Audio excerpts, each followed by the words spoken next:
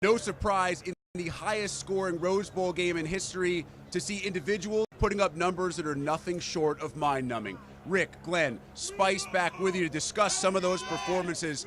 And we start with Penn State's Saquon Barkley.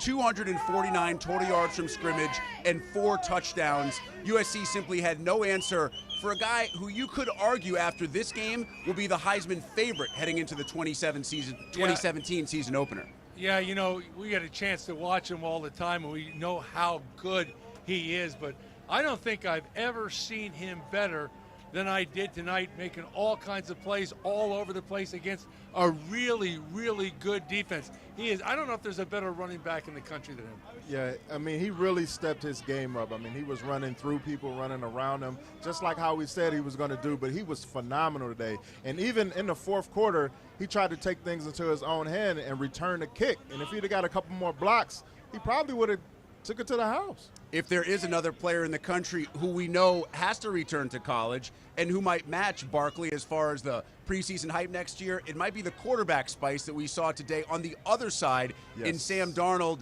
The numbers are amazing. Darnold finishes 33 of 53 for 453 yards and 5 touchdowns, but perhaps most impressive, 10 of 10 when it mattered most in the fourth quarter. He was on fire.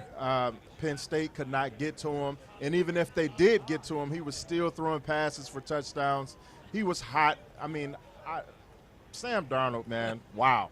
Yeah, you know, you're right. He was hot, and without him, no way did they win this game. But you know what I was really impressed in that situation, watching him on the sideline? Have you ever seen a cooler customer than him? His facial expression never changed, and he never lost confidence. It was like, just give me another shot. Spectacular. Lastly, Chris Godwin. We discussed pregame whether you test him out, even if he's up against Adoree Jackson. They did that time and time again. Godwin finishes with 9 grabs for 187 yards and 2 touchdowns. What kind of message did he send tonight?